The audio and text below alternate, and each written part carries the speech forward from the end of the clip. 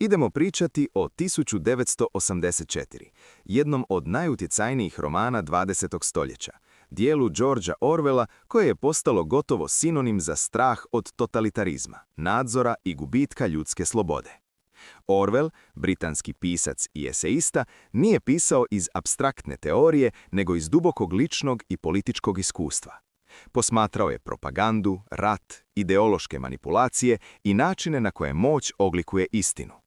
Upravo iz toga nastaje ovaj roman, mračna vizija svijeta u kojem država ne kontroliše samo ono što ljudi rade, nego i ono što misle, osjećaju i pamte.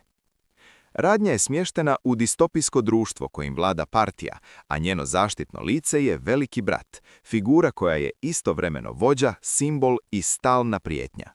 Glavni lik je Winston Smith, običan činovnik koji radi u sistemu zaduženom za prepravljanje prošlosti. Njegov posao je da mijenja stare novinske članke i zapise tako da se stvarnost uvijek uklapa u ono što partija trenutno tvrdi.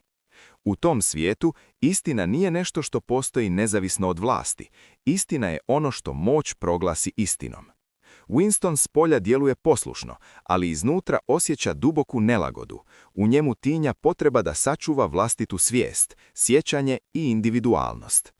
Bez ulaska u spojlere, roman prati njegov tihi unutrašnji otpor, njegov pokušaj da pronađe prostor slobode u sistemu koji briše privatnost, jezik i čak mogućnost autentične emocije. Kroz njegovu svakodnevicu upoznajemo svijet neprekidnog nadzora, kontrole govora, planskog siromaštva, straha i psihološkog pritiska. Svaka gesta može biti sumnjiva, svaka riječ opasna, a čak i pogrešan izraz lica može djelovati kao zločin. Winston ne vodi klasičnu revoluciju, njegova borba je mnogo intimnija i zato snažnija. To je borba da ostane čovjek. Jedna od najvećih snaga romana leži u njegovim temama. Prije svega, tu je pitanje istine.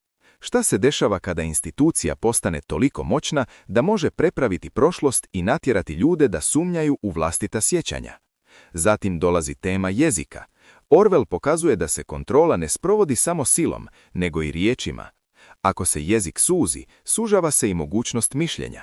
Ako ljudi više nemaju riječi za pobunu, pravdu ili slobodu, onda te ideje postaju teže zamislive. Tu je i tema usamljenosti, jer totalitarni sistemi ne žele samo poslušne građane, nego i izolirane pojedince koji ne vjeruju jedni drugima. Simbolika romana je izuzetno snažna. Veliki brat predstavlja sveprisutnu moć koja ne mora čak ni biti stvarna u klasičnom smislu da bi bila učinkovita. Dovoljno je da ljudi vjeruju da ih stalno posmatra.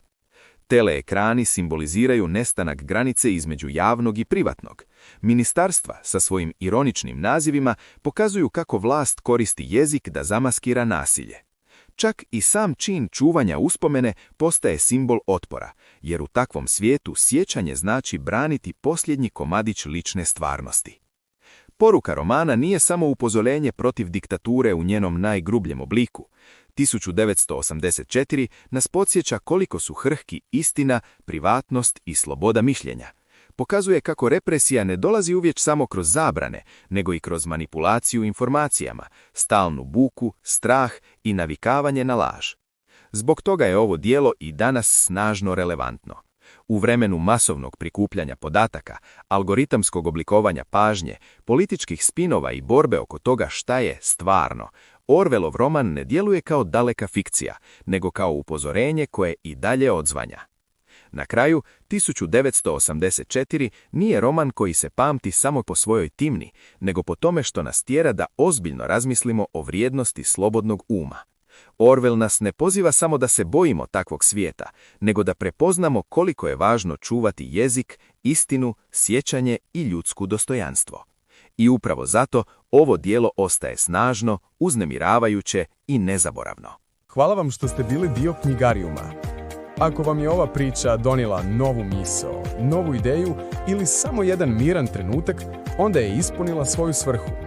Pretplatite se kako biste otkrili još velikih knjiga i velikih misli, ispričanih jednostavno i jasno, za samo nekoliko minuta. Do sljedeće priče, čitajte, učite i rastite.